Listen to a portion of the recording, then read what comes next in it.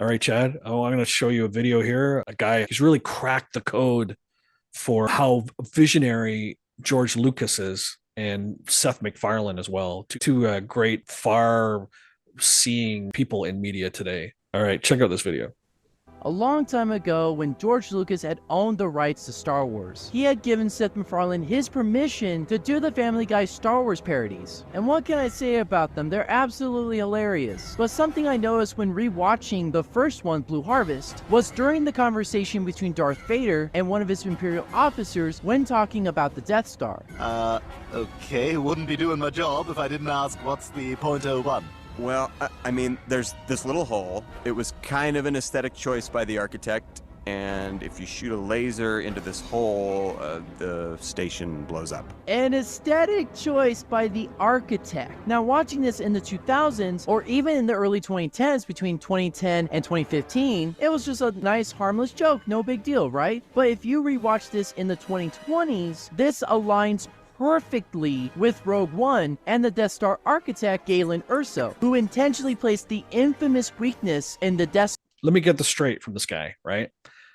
So they use the term architect, meaning someone who builds something in the Seth MacFarlane's Star Wars parodies. And then there actually was an architect who built something in Rogue One. Isn't that fucking amazing?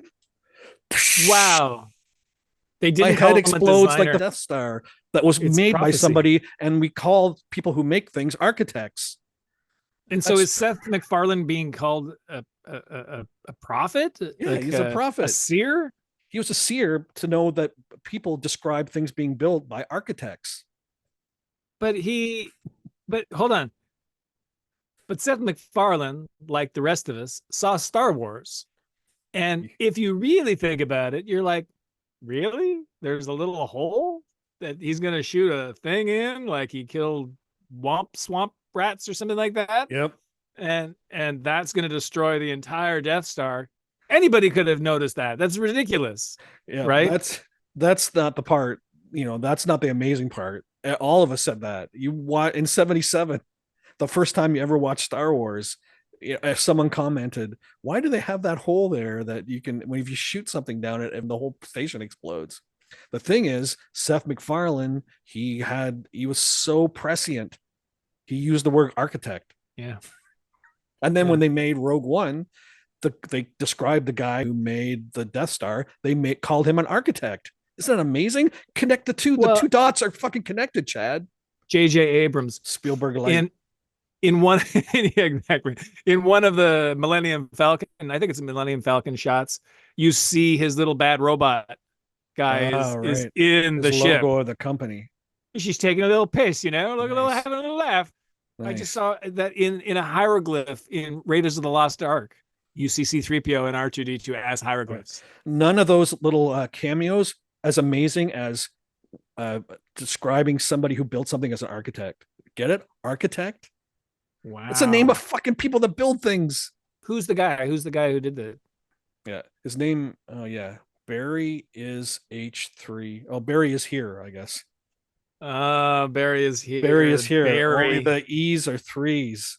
13 million views, Chad. Yeah.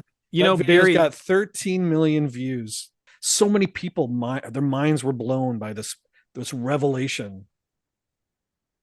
This guy's a good comment on in this YouTube section of that video.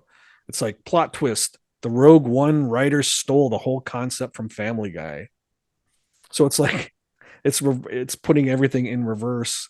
That because Seth MacFarlane said that it was an architect, they came up with the idea of an architect in Rogue One, which is dumb. Well, because the whole thing is about them stealing the plans. Who draws up plans for something, Chad? The fucking architect.